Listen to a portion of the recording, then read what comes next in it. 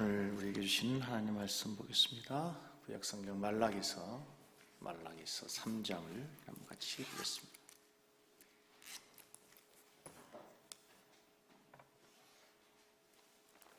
말라기서 3장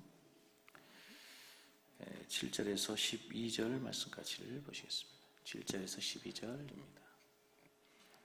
우리 합독하시겠습니다. 7절부터 만군의 여호와가 이르노라. 너희 조상들의 날로부터 너희가 나의 규례를 떠나 지키지 아니하였도다. 그런즉 내게로 돌아오라. 그리하면 나도 너에게로 돌아가려 하였더니 너희가 이르기를 우리가 어떻게 하여야 돌아가리까 하는도다. 사람이 어찌 하나님의 것을 도둑질하겠느냐. 그러나 너희는 나의 것을 도둑질하고도 말하기를 우리가 어떻게 주의 것을 도둑질하였나이까 하는도다. 이는 곧 11조와 봉헌물이라. 너희 곧 온 나라가 나의 것을 도둑질하였으므로 너희가 저주를 받았느니라.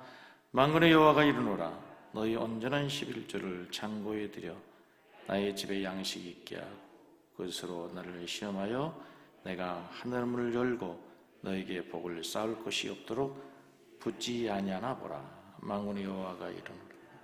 내가 너희를 위하여 메뚜기를 금하여 너희 토리 소산을 먹어 없애지 못하게 하며 너희 밭에 포도나무 열매가 기한 전에 떨어지지 않게 하리니 너희 땅이 아름다워짐으로 모든 이방인들이 너희를 복되다 하리라. 만군의 여호와의 말이니라. 아멘. 할렐루야. 할렐루야. 네, 우리 전우 여러분 인사하겠습니다. 잘 오셨습니다. 은혜 받고 가시기 바랍니다.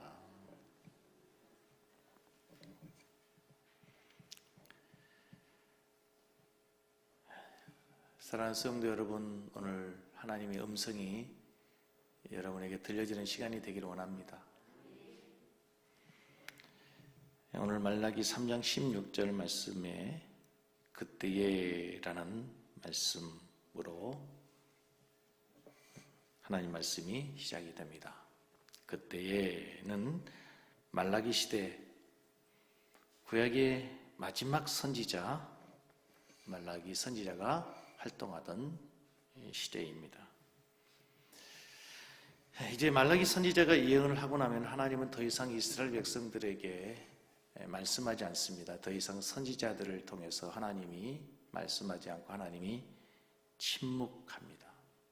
아무리 하나님의 말씀을 외쳐도 듣지 않고 아무리 하나님 말씀을 전해도 더 이상 변하지 않는 이스라엘 향해서 하나님께서 침묵해버리시는 침묵기.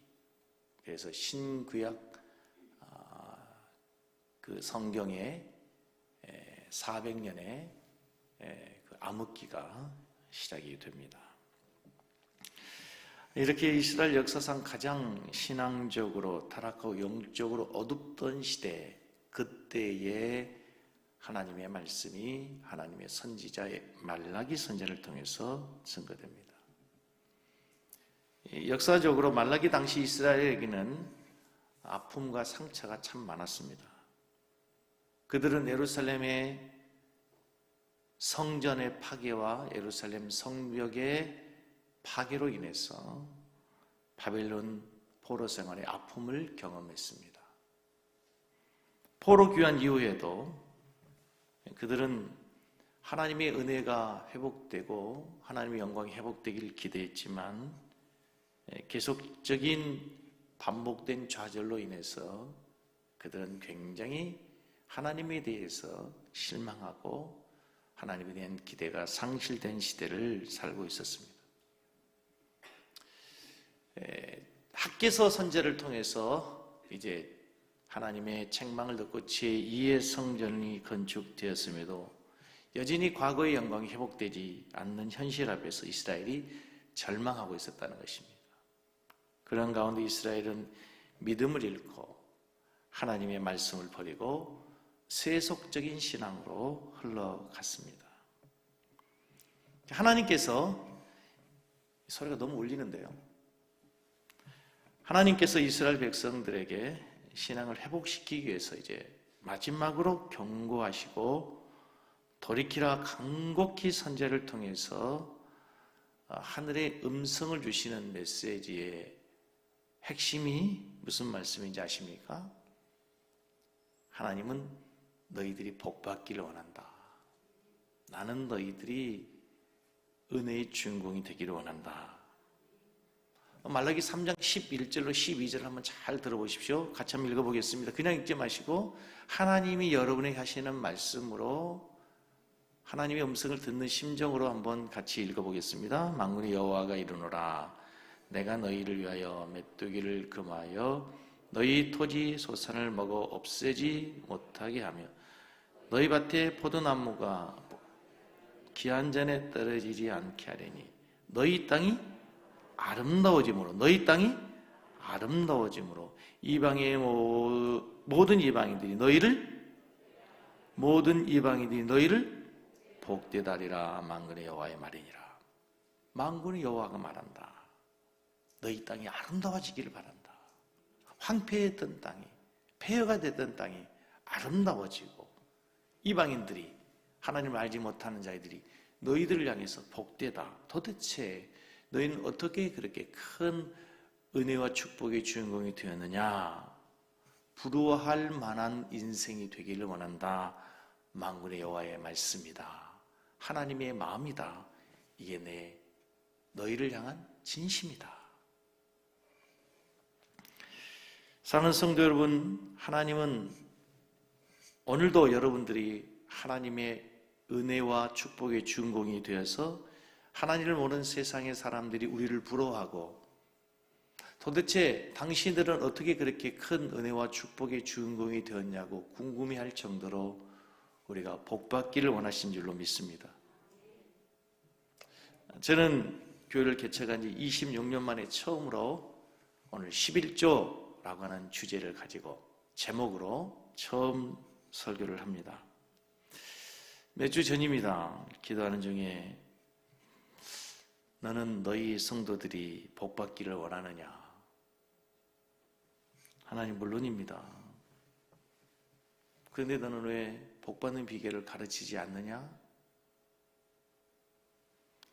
너희 성도들이 축복을 받을 수 있도록 은혜의 주인공이 될 수 있도록 물질의 복을 받는 비결을 가르쳐라. 순간 마음에 부담이 왔습니다. 하나님, 이 어려운 시기에 물질에 대한 설교, 11조에 대한 설교를 하라고요? 하나님, 매주 새 가족이 오는데 그들에게 이 주제는 맞지 않는 설교 아닙니까? 하나님이 말씀하십니다. 돈 얘기하지 말고 헌금 얘기를 해라. 그리고 사람의 이야기를 하지 말고 하나님의 말씀을 전해라. 그래서 제가 지난주에도 11조에 대한 설교를 할 거라고 강구하고 수요일 날도 말씀하고 기도하면서 말씀을 준비했습니다. 그 어떤 때보다도 늘 하나님 말씀은 긴장이 되고 부담이 되지만 어떤 때보다도 기도하는 마음으로 하나님 말씀을 준비했습니다. 정말 우리 성도들이 축복을 받는 은혜의 주인공이 되기를 원하는 마음으로 여러분 질문하면서 설교를 시작합니다. 물질을 드리고 헌금을 드리는 것이 부담입니까? 축복입니까? 우리가 드릴 수 있다고 하는 것 은혜입니다. 물질에 대한 감사가 있다고 하는 것은 내 신앙이 살아있다는 증거입니다. 하나님의 은혜에 대한 감사가 있다는 증거, 분명히 축복입니다. 저는 하나님 앞에 물질을 드리는 것이 부담이 아니라 여러분에게 축복으로 느껴지기를 원합니다. 물질은 대단히 중요합니다. 신앙생활에 있어서 그리스도인들에게 있어서 물질은 대단히 중요합니다. 얼마큼 중요한가? 예수님께서 신약성경에 보면 37가지의 비유를 말씀하십니다. 37가지의 비유 중에서 17가지가 물질에 대한 비유입니다. 40% 예수님의 가르치심의 40% 비유가 물질에 대한 비유라는 것 놀랐습니다. 예수님이 물질을 얼마나 엄중하게 보시고 제자들에게 강조하셨는지 깜짝 놀랄 만한 말씀이 있습니다. 예수님이 친히 말씀하시는 말씀을 우리가 한번 들어보겠습니다. 마태복음 6장 24절을 같이 읽습니다. 한 사람이 두 주인을 섬기지 못할 것이니 혹 이를 미워하고 저를 사랑하거나 혹 이를 중히 여기고 저를 경히 여깁니다. 너희가 하나님과 재물을 겸하여 섬기지 못한다. 한 사람이 두 주인을 섬기지 못한다. 이를 미워하고 저를 사랑하거나 이를 중히 여기고 저를 경히 여김이라. 하나님을 사랑하든지 재물을 사랑하든지 하나님을 소중히 여기든지 재물을 경히 여기든지 재물을 중히 여기든지 하나님을 소홀히 여기든지 하나님과 재물을 동급으로 비교해요. 놀랍지 않습니까?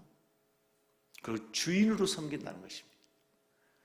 우리 성경에는 재물이라고 되어 있지만 원문에는 맘몬으로 되어 있고 돈 귀신으로 되어 있습니다. 재밌죠? 돈 귀신이라고 되어 있습니다. 돈은 단순한 재물이 아닙니다. 그 속에 인격이 있고 영적인 의미가 있습니다. 심지어 예수님은 돈의 위력을 하나님과 견주어 비교할 만큼 돈은 대단한 힘과 영적인 의미가 있다는 것입니다. 그 사람이 누군가를 보는 중요한 지표가 있습니다. 두 가지를 보면 합니다. 시간을 어디에 쓰는가. 시간이 있을 때 사람들은 뭘 하는가. 그걸 보면 합니다.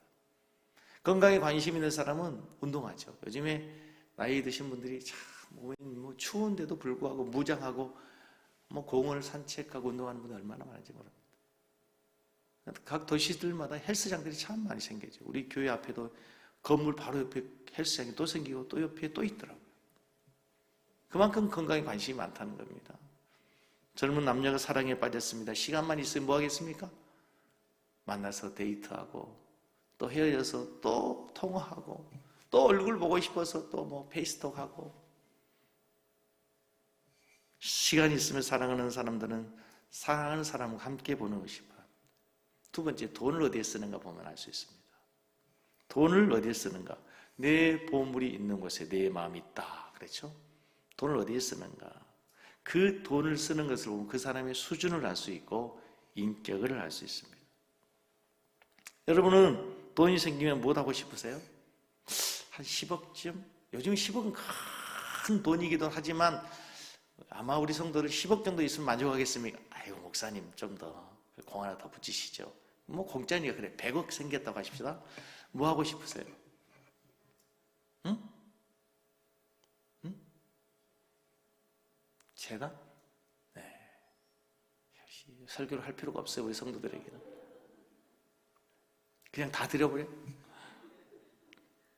그래 일단은 아파트는 하나 사야죠. 그래도 차는 좀 하나 좀 바꿔야 되겠죠. 우리 여자들은 좋아하는 백 하나 명품 그년이 들고 다니는 거 하나 다도 사야지. 그 다음에 뭐 하시겠어요? 저는 제일 먼저 11조를 떼고 생각하겠습니다. 여러분 물질을 다스리는 사람이 될지언정 물질의 지배를 받는 사람 되지 않기를 바랍니다. 물질을 지배하는 사람이 있고 지배당하는 사람이 있습니다. 물질을 다스리고 지배할지언정 노예가 되지 않기를 바랍니다. 자, 본론으로 들어가서 여러분 11조 해야 됩니까? 여러분 유튜브를 제가 이제 설교를 준비해 많은 책을 보고 많은 자료들을 검색하면서 또 유튜브를 검색해 보니까 11조 안 해도 된다, 11조 하지 말아야 된다, 11조를 강조하는 것은 요즘 목사들이 돈에 눈이 어두워서 이상한 목사들이다 라고 하는 설교가 상당히 많습니다. 제가 유심히 살폈습니다. 유심히 들었어요. 그 사람들의 핵심이 뭐냐면 11조를 안 해도 된다는 얘기가 이게 율법적이라는 겁니다. 율법이라는 것입니다. 그리고 이미 예수님께서 구약의 율법을 다 완성하셨기 때문에 우리가 제사를 드리지 않는 것처럼 11조도 할 필요가 없다고 하는 것이죠. 묻겠습니다, 여러분. 11조가 율법입니까? 율법은 모세로부터 주어진 겁니다. 그런데 창세기 14장에 보면 아브라함이 이제 전쟁에서 롯을 구하고 나서 전쟁에서 승리하고 나서 돌아오는 길에 멜기세덱이라고 하는 왕에게 11조를 드린 얘기가 나옵니다. 창세기 14장에서부터 11조가 나옵니다. 창세기 28장에 보면 여러분 잘 아는 야곱이 이제 삼촌 집으로 가다가 광야에서 잠을 돌베개하고 자다가 하나님의 사자를 만납니다. 그리고 하나님께 서원을 합니다. 창세기 28장 22절, 내가 기우등으로 세운 이 돌이 하나님의 집이 될 것이요 하나님께서 내게 주신 모든 것에서 10분의 1을 11조를 하나님께 드리겠습니다. 11조가 율법입니까? 율법이 있기 전에 아브라함에게 하나님께 너 11조 억지로 박죠 하기 전에 아브라함이 먼저 하나님께 드립니다. 야곱이 하나님의 은혜를 경험하면서 이곳이 하늘의 전이고 하늘의 문이로다. 깜짝 놀라. 하나님이 어떻게 이곳까지 찾아오십니까? 하나님 어찌하여 이 못난 저에게까지도 찾아오셨나이까? 하나님, 이제는 하나님께서 만약에 저를 지키시고 보아 다시 이곳에 돌아오게 하신다면 제가 자원하여 11조를 드리겠다고 하나님께 서원을 드리는 장면이 나옵니다. 율법이 있기 전에 이미 하나님의 백성들이 하나님을 사랑하는 마음으로 하나님께 드리는 것이 10분의 1, 11조라는 거죠. 어떤 분은 11조가 구약적이라 생각해서 신약의 성도들은 그 의무가 없다. 여러분, 그러면 10계명이 율법이라고 할지라도 1계명, 나 외 다른 신을 섬기지 말라, 우상을 만들지 말라, 여호와 이름을 망령되 이끌지 말라, 지키지 않아도 됩니까? 율법이 폐해진 것이 아니고 뭐예요? 완성이 된 거예요. 더 높은 차원으로 완성이 된 거예요. 그 말씀이 예수님께서 11조에 대해서 가르치신 말씀으로 우리에게 주어져요. 마태복음 23장 23절을 읽겠습니다. 같이 읽습니다. 이건 예수님 말씀이에요. 구약적이다라고, 11조가 구약적이다라고 주장하는 사람들을 향해서 신약의 예수님이 친히 하실 말씀이에요. 구약의 말씀이 아니에요. 같이 읽습니다. 화 있을진저 외식하는 서기관들과 바리새인들, 너희가 박하와 회향과 근체의 11조는 들이되 율법에 더 중한 바 정의와 긍휼과 믿음은 버렸도다. 그러나 여기서 이것도 행하건 뭐예요? 앞에서 그 박하와 회향과 근체 11조를 드리는 거, 이것도 행하고 저것도 버리지 말아야 된다. 여러분, 11조를 바리새인들은 철저하게 드렸습니다. 얼마나 철저하게 드렸냐면요, 박하와 회향과 근체 11조를 드렸다는 이게 뭐죠? 유대인들이 먹는 채소에 우리로 하면 상추, 배추, 무, 고추, 이런 채소, 일상적으로 먹는 채소에 11조도 철저히 드렸다는 거예요. 그 유대인 탈무드에 보면은요, 그런 재밌는 얘기가 있어요. 유대인들이 농사를 짓는데요, 조 있죠, 조. 조 농사는 짓지 않았답니다. 왜냐하니까 그 사람들은 그걸 알맹이까지 철저히 세서 드려야 되는데 조는 세기가 너무 힘들어. 그래서 유대인들은 조 농사를 짓지 않을 정도로 그들은 철저하게 11조를 드렸다는 거예요. 박하와 회향과 근체 11조를 드렸다. 상추, 배추, 무 11조 한 사람 나는 본 적이 없어, 우리 교회에서 아직. 오늘 우리 권사님 농사를 하고, 목사님 상추, 배추, 고추 처음 딴 겁니다. 우리 권사님 집사님들에서 너무 감사하지만 그렇게 철저히 지켰다는. 그런데 예수님 책망했어요, 바리새인들이. 너희들이 형식적으로 이건 드렸는데 율법에 더 중요한 말, 다시 말해 11조에 더 근본 정신이 있는데 그 정신을 버렸다는 거예요. 그 율법에 중요한 바 11조의 정신은 정의와 긍휼과 믿음, 이걸 다 설명할 수는 없지만 11조에 더 중요한 하나님에 대한 믿음, 그리고 이스라엘 백성들은 구제의 11조가 있었어요. 그 구제할 때의 긍휼을 베푸는 그 율법의 정신, 11조의 정신은 버리고 형식적으로만 11조를 했다는 거예요. 그것까지도 철저하게 너희들이 11조의 정신으로 지켜라.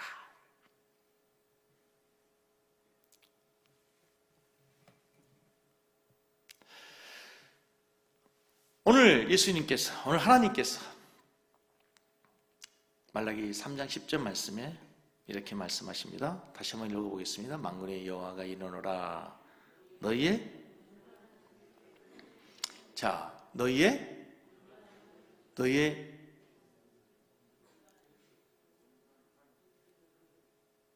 띄어쓰기가 잘못됐네요. 그죠? 온전한 11조가 됐네요. 온전한 11조를 창고에 들여 나의 집에 양식 있게 하고 그것으로 날 시험하여 봐라. 11조를 하되 온전한 11조를 해라. 온전한 11조를 해라. 찔리는 사람이 있을지 모르겠는데 온전한 11조를 해라. 내가 정한 11조 아니에요. 여러분 왜 정해놓고 하세요? 1년 12달 작년이나 올해나 11조 똑같은 사람이 한 번도 변하지 않고 똑같은 사람이 매월 다를 텐데 어떻게 똑같죠? 온전한 11조를 하세요. 내가 정한 11조 말고 11조가 뭔지는 모르신 분에게 가르쳐 드릴게요. 10개 중에 하나가 11조예요. 더 쉽게 10%. 근데 온전한 11조라는 말씀에서 아까 말씀드렸던 것처럼 여러분 내가 정해진 수입 이외에 또 다른 엑스트라 수입이 있을 수 있죠. 그것도 온전한 11조. 말라기 1장 8절을 보면요, 만군의 여호와가 이르노라 너희가 눈먼 희생 제물을 바치는 것이 어찌 악하지 아니하며 저는 것 병든 것을 드리는 것이 어찌 악하지 아니하냐. 이제 그것을 너희 총독에게 드려보라. 그가 너를 기뻐하며 너를 받아주겠느냐? 이스라엘 백성들이 하나님 앞에 제물을 드릴 때 눈먼 것, 병든 것, 저는 것, 하나님께서는 흠 없는 것으로 드리라고 했는데 그런 흠 있는 것들을 자기들이 먹기에도 불편하고 쓰기에도 불편한 것을 하나님께 드리니까 하나님이 야, 그 너희들 총독에게, 우리에게 누구죠? 높은 상관에게, 정치인들에게 너희들이 그걸 준다고 생각해봐라. 군수에게, 도지사에게 그걸 갖고 와서 선물이라고 해봐라. 그걸 받겠느냐?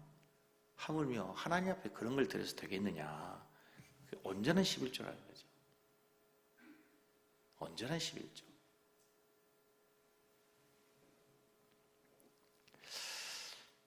왜 11조를 해야 됩니까? 그러면 율법적이 아니라고 하면은 저는 먼저 11조는 절대로 율법이 아니고 강요해서 된 것도 아니고 제가 한 가지 분명한 것은 오늘 저희 제가 설교해서 11조를 하는 게 아닙니다. 은혜를 받으면 11조를 합니다. 은혜를 받아야 11조를 하게 된 줄로 믿습니다. 은혜를 받으면 우리 마음속에 생기는 몇 가지 욕망이 있습니다. 첫째는요, 하나님을 더 사랑하고 싶어요. 하나님을 더욱 진실하게 사랑하고 싶어집니다. 그래서 지난날 내가 하나님 말씀대로 살지 못한 것에 대해서 회개가 나오는 거예요. 눈물의 회개가 그래서 나오는 거예요. 하나님을 너무 사랑하는데 하나님 말씀대로 진실하게 살지 못한 것에 대한 죄의 자복과 회개와 통회가 나오게 되는 거예요. 그게 눈물이 나는 이유예요. 하나님을 더 사랑하고 싶어져요. 그리고 하나님께 드리고 싶어져요. 참 놀라운 비밀이에요. 하나님께 드리고 싶어져요. 사랑하는 사람에게도 뭔가를 주고 싶죠. 사랑하는 사람이 생기면 꽃도 주고 옷도 사주고 선물도 주고 억지로 꽃 사들고 가는 남자 있다면 그 사랑은 가짜입니다. 위장된 사랑, 흑심을 품고 있는 거짓된 사랑일 수도 있습니다. 하나님을 사랑하면 뭔가를 드리고 싶어요. 시간도 드리고 싶고요. 물질도 드리고 싶고요. 내 몸도 드리고 싶어. 나아가서 나의 삶을 드리고 싶어져요. 그래서 선교사로 헌신도 하고 목사가 되기도 하는 거예요. 저는 예수님을 만났는데 진짜 드릴 거 없더라고요. 정말 드릴 것이 없었어요. 나 같은 죄인 살리시는 얼마나 많은 찬양인들, 주님 한 분밖에는 사랑할이 없어요. 그 찬양하면서 얼마나 많은 눈물을 흘렸는지 몰라요. 드릴 것이 없더라고요. 그래서 제가 늘 했던 것 중에 하나가 하나님의 성전에 가서 기도하는 것이었어요. 더 시간을 드리고 저희 삶을 드리고 싶었어요. 제가 설교를 준비하면서 11조에 대해서 가장 핵심이 뭘까? 많은 책들을 참고하고 주석들을 참고하고 모든 책들의 종합적인 결과 공통점이 있어요. 그것은 신앙의 고백이라는 거예요. 신앙의 고백. 저는 너무 감사한 게요, 여러분, 우리가 가지고 온 모든 것들이 다 하나님의 은혜인 줄로 믿습니다. 나의 시간, 나의 가족, 나의 자녀, 내 건강, 내 물질, 만물이 다 하나님의 것인 줄로 믿습니다. 은도 내 것이고 금도 내 것이고. 우리는 하나님의 절대적인 주권을 믿는 신앙, 사상, 그것이 우리 장독의 신앙의 기초입니다. 여러분의 모든 것이 다 주님의 것인 줄로 믿습니까? 만물이 주님에게서 왔고 주로 말미암고 주의로 돌아갈 것을 믿습니까?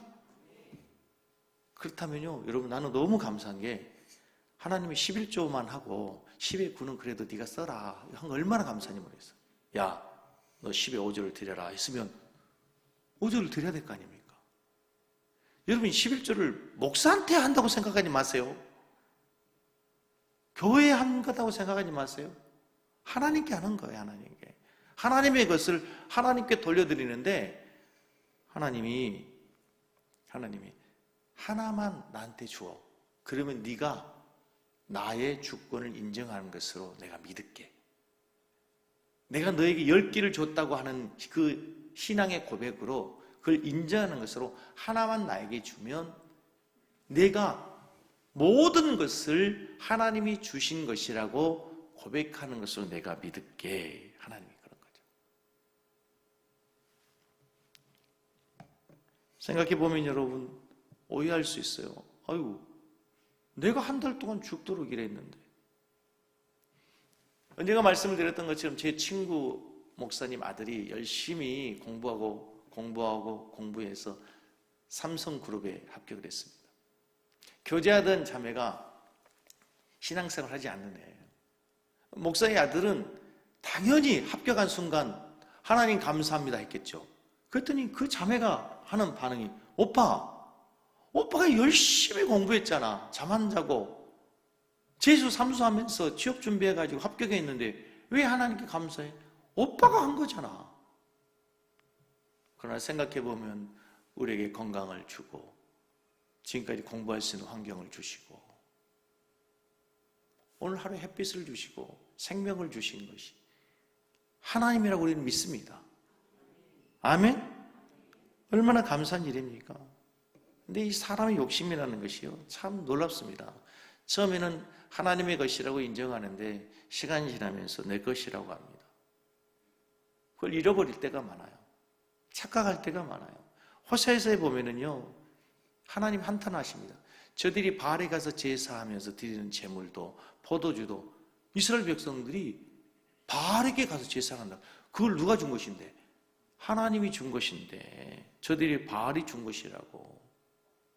바알에 가서 제사를 하는 거예요. 하나님 한탄하시죠. 우리가 가진 모든 것이 다 하나님이 주신 것이고 천하 만물이 다 하나님의 것인데 우리가 착각하며 사는 것이죠. 내 것이라고, 내 소유라고, 내가 일하고 내가 수고해서 내 것이라고 생각한단 말이죠. 내 통장에 있으니까 내 소유라고 내 마음대로 살 때가 많다는 거죠. 자, 본문으로 다시 돌아오면 오늘 본문은 구약의 마지막 메시지죠. 하나님이 마지막 메시지로 이스라엘 백성들에게 내가 너희들이 복을 주기 원한다. 나는 너희들이 하늘의 문을 열고 마음껏 축복하며 너희들의 땅이 아름다운 땅이 되기를 원한다. 그러면서 하나님께서 이스라엘 백성들에게 돌아오라고 말씀하십니다. 돌아오라. 오늘 본문 말씀을 다시 보시면 말라기 1장에서 감사 생활이 없는 헛된 모습의 이스라엘 백성들을 하나님이 책망하는 내용이 나옵니다. 아까 말라기 1장 8절에 있는 것처럼 이스라엘 백성들이 헛된 것, 거짓된 것, 병든 것, 저는 것, 자기들도 쓸모없는 재물을 가지고 하나님 앞에 나와서 예배하고 제사하는 것에 대해서 책망을 하십니다. 특별히 2장에 가면, 말라기 2장에 가면 이스라엘의 정치 지도자들, 종교 지도자들, 제사장들이 눈이 멀어서 그들이 탐욕에 백성들의 것을 착취하고 하나님의 것을 착취하는 것에 대해서 책망하시면서 너희들의 얼굴에 내가 똥칠을 해버리겠다. 하나님이 책망합니다. 그리고 나서 3장의 문을 열면 하나님이 돌아오라, 돌아오라, 돌아오라. 이스라엘 백성들을 향해서 애절한 외침과 부르짖음이 들립니다. 영적인 침체에 빠져있는 이스라엘 백성들을 향해서 하나님께서 돌아오라, 돌아오라. 지금처럼 살아서는 안 된다. 너희들이 하나님께 돌아오라 얘기하니까 오늘 7절 말씀에도 말라기 3장 7절에도 3번이나 7절 한번 읽어볼까요? 만군의 여호와가 이르노라 너희 조상들의 날로부터 너희가 나의 규례를 떠나 지키지 아니하였도다. 그런즉 내게로 돌아오라. 그리하면 나도 너희에게로 돌아가리라 했더니 너희가 이르기를 우리가 어떻게 해야 하나님께 돌아가겠습니까? 하나님이 돌아오라, 돌아오라, 돌아오라 하니까 이스라엘 백성들이 묻죠. 하나님 어떻게 돌아갈 수 있습니까? 그러면 하나님께 어떻게 돌아갑니까? 물으면 우리는 상식적으로 뭐라고 생각하죠? 하나님의 말씀을 묵상해라. 하나님의 말씀에 순종해라. 무릎 꿇고 기도해라. 복음을 전하라. 거룩하게 살아라. 이거라고 생각할 수 있잖아요. 그런데 하나님께서 보면 엉뚱한 말씀을 하는 거예요. 7절에서 돌아오라, 돌아오라, 돌아오라 해놓고 나서 8절에 하나님이 엉뚱한 말씀을 하세요. 8절 읽어보겠습니다. 어떻게 돌아간다고요? 만군의 여호와가 이르노라 너희가 눈먼 희생 제물을 바치는 것이 어찌 악하지 아니하며 저는 것 병든 것을 드리는 것이 아니요 8절이 잘못됐어요. 사람이 어찌 하나님의 것을 도둑질 8절 다시 보겠어요. 사람이 어찌 하나님의 것을 도둑질하겠느냐 그러나 너희는 나의 것을 도둑질하고도 말하기를 우리가 어떻게 주의 것을 도둑질을 하였나이까 하는도다. 이는 곧 11조와 복음. 자, 7절과 8절에 굉장히 큰 갭이 있는 것처럼 보여지죠. 하나님이 돌아오라, 돌아오라, 돌아오라 해놓고 나서 이스라엘 백성이 어떻게 돌아갑니까? 했더니 하나님 뭐라고 말씀한다고요? 너희들이 하나님의 것 도둑질 해놓고 이놈의 도둑놈들아 하나님의 것을 도둑질 해놓고 어찌하여 너희들이 모른 척 하느냐, 외면하느냐.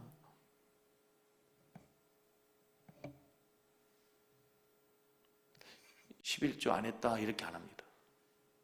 11조 떼먹었다 이렇게 안 합니다. 뭐라고 합니까? 도적질했다고 합니다. 도둑질한 게 뭡니까? 남의 거 훔치는 거죠. 얼마나 성경이 리얼합니까? 사실 제가 고민을 했어요. 말라기 1장부터 3장까지 4장까지 강의를 할까 하다가 너무 하고 싶은 얘기가 막 너무 리얼한 단어가 많잖아. 왜 11조 하지 않느냐 이게 아니죠. 11조 해라 아니죠. 이 도둑놈들아, 이 도둑년들아 이렇게 하는 거 아닙니까? 도둑질을 했다는 거예요. 도둑질이 뭔지 모르죠. 안 해봤으니까.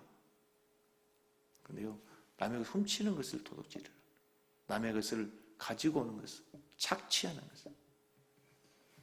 이스라엘 백성들이 하나님께 항의합니다. 하나님, 앞뒤가 맞지 않습니까? 앞뒤가 맞지 않지 않습니까? 회개해라 해놓고 왜 돈 얘기합니까? 하나님 돌아오라 해놓고 무슨 돈 얘기합니까? 11조 합니까? 근데 보면 여러분, 하나님께 돌아가는 것은요, 물질의 회개로부터 시작되는 거예요. 보세요.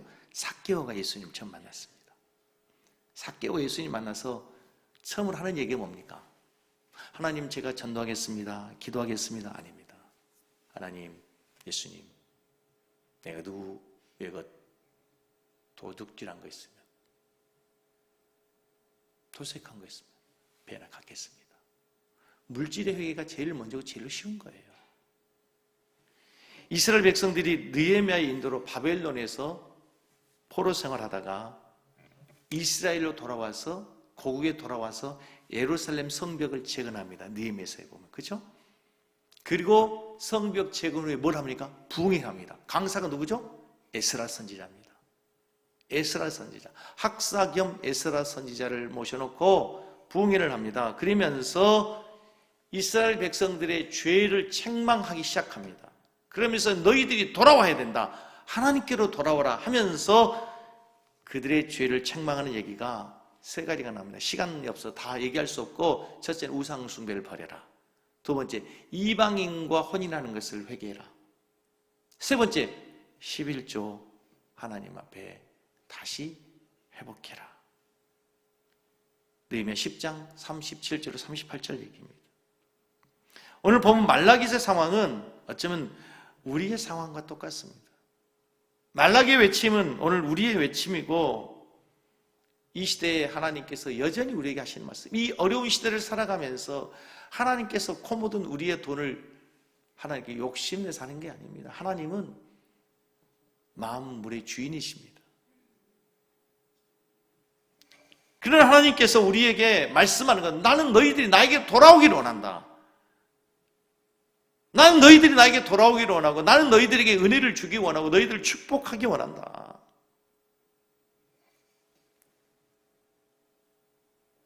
침례교인들이 강가에서 세례를 받고 있었습니다. 우리는 이게 세례를 주지만 침례교인들은 물속에 깊이 잠기게 되죠. 그걸 침례로 합니다. 목사님께서 한 교인을 붙들고 물속에 풍덩 집어내려고 하니까 한 성도가, 목사님 잠깐만요, 제 호주머니 돈 지갑 좀 꺼내고요. 목사님 말씀하십니다.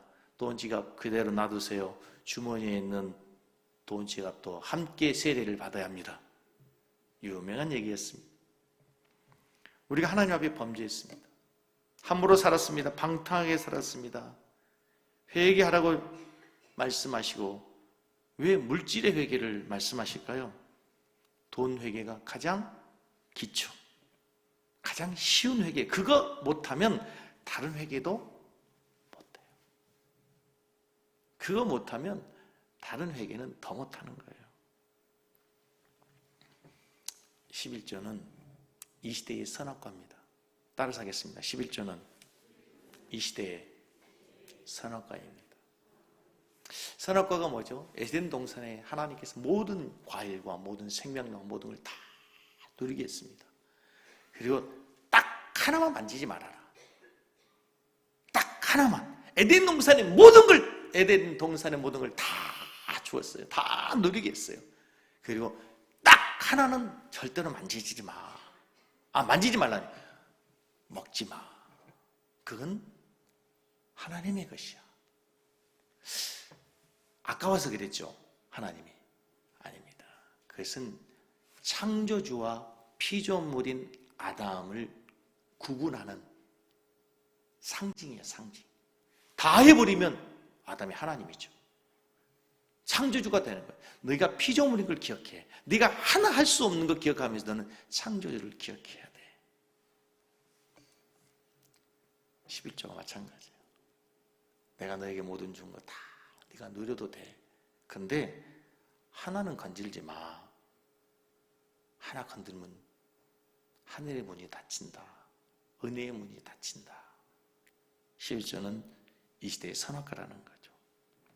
11조 잘하는 백성들에게 오늘 하나님께서 약속하신 축복, 잘하는 말씀, 만군의, 말라기 3장 10절 같이 읽습니다. 만군의 여호와가 이르노라, 너희의 온전한 11조를 창고에 들여 나의 집에 양식이 있게 하고 그것으로 나를 시험하여 내가 하늘 문을 열고 너에게 복을 쌓을 곳이 없도록 붙지 아니하나 보라. 하나님이 얼마나 답답하는지. 하나님이 절대 시험하지 말라 하는데, 그래 한번 네가 시험해봐라. 하나님이 돈이 없어서 11조 바치라고 하는 거 아니에요. 성도들에게 넘치는 복을 주기 위해서. 그러므로 어떤 면에서 11조를 하는 것은 하나님을 위해서라기보다는 나를 위해서 주시는 하나님의 축복의 통로인 것을 믿으시기 바랍니다. 11조는 확실한 축복의 통로입니다. 축복의 씨앗입니다. 여러분 잘 아시는 것처럼 메이플라워를 타고 가는 청교도들이 그 오랜 항해 중에 수많은 사람들이 여러 가지로 죽습니다. 병에 걸려 죽고 먹을 것이 없어서 배고파서 죽고, 그런 가운데서 그들이 끝까지 마지막까지 먹지 않는 게 있었어요. 뭐였어요? 농사를 지을 씨앗, 그건 먹지 않았습니다. 그리고 그들이 드디어 신대륙에 도착해서 농사지어서 열매를 거둔 후에 하나님 앞에 감사 제사를 드려요. 그게 추수감사절의 시작 아닙니까, 여러분? 제가 설교를 준비하면서 제가 11조를 가지고 우리 성도들이 무슨 간증을 할 수 있는 게 있을까? 저는 11조를 가지고 고민해 본 적이 없으니까. 목사가 11조를 할까 말까 고민하지는 않을 거 아닙니까? 근데 제가 예수를 믿고 신학생이 되기로 결심하고 신학을 하기로 했는데, 동생 김종기 집사하고 같이 살 곳이 없는 거예요. 누나가, 제 위에 있는 누나가 돈을 가지고 방을 얻어서 전세로 살다가 시집을 가야 되니까, 이제 시집 갈 미천 마련해야 되니까 있을 곳이 없는 거예요. 그래서 두 아들들 공부하는데 아버지가, 어머니가 논을 팔아서 이제 전세금을 대주는 거죠. 오늘날 서울에서 전세금 방 2개짜리 전세하려면 얼마 정도 들까요? 최소한 1억이라고 합시다. 1억은 있어야 되겠죠. 돈 이야기 하니까 심각해지는 것 같은데. 이게 논을 팔아서 이제 보내는데, 제가 첫 번째 묻는 질문이, 어머니 11조 하셨습니까? 11조를 떨리는 말로 11조를 어떻게 한다냐? 제가 했던 말을 그대로, 어머니 11조를 드리고 저한테 보내셔야 됩니다. 그 시골에 농사 짓는 분들에게서 그거는 이게 상상이 되지 않는 금액이잖아요. 그거 없어도 공부 다 할 수 있도록 하나님 길을 열어주셨고 지금까지 살아왔고, 그때 11조 하지 않았다면 내가 일평생 나는 어쩌면 마음에 꺼림칙한 마음으로 살아갔을지도 모를 것 같아요. 설교를 맺어야 됩니다, 여러분. 저는 우리 섬기는 교회 성도님들이 오늘 말씀처럼 하늘을 문을 열고 하나님이 너희들을 축복하는 것을 너희들이 시험해 보라 한 것처럼 여러분들이 하나님의 은혜를 경험하는 자들 되길 바랍니다. 11조가 부담이 아니라 축복이 되길 바랍니다. 지난 수요일인가요? 가나 혼인잔치 이야기를 하면서 예수님께서 말씀하십니다. 물을 떠다가 연회장에 갖다 주라. 포도주가 변해가지고 포도주가 바뀐 것을 갖다 준 게 아니고, 하인들은 뭘 갖다 줬어요? 물을 갖다 준 거예요. 물을 갖다 준 거예요. 물을. 근데 성경에 기가 막힌 표현이 있어요. 그것을 연회장은 알지 못하되 물 떠온 하인들은 알더라 그랬어요. 여러분, 그 하나님의 기적을 아무도 몰라요. 물 떠온 하인만 한 거예요. 순종한 하인만 한 거예요. 다음 달에 11조 딱 한 번 했는데 하나님이 목사님 말씀대로 축복도 주지도 않고 변하는 게 하나도 없고, 이건 하나님이 도깨비 방망이처럼 그렇게 되는 게 아니에요. 하나님 절대 그런 분이 아니시다. 물 떠온 하인들은 알더라. 우리 성도들이 11조의 비밀을 알고 경험하고 자녀들에게 간증할 수 있길 바랍니다. 자녀들에게 앞으로 손자들에게 용돈 줄 때 꼭 얘기하세요. 열의 하나는 하나님의 것으로 11조 드리고 내 용돈 사용하는 것이다. 교육하고 자녀들의 신앙을 바르게 세우고 여러분의 신앙도 바르게 세울 수 있기를 주의 이름으로 축복합니다. 찬양하겠습니다. 찬양하면서 예물을 드릴게요. 그리고 기도할게요.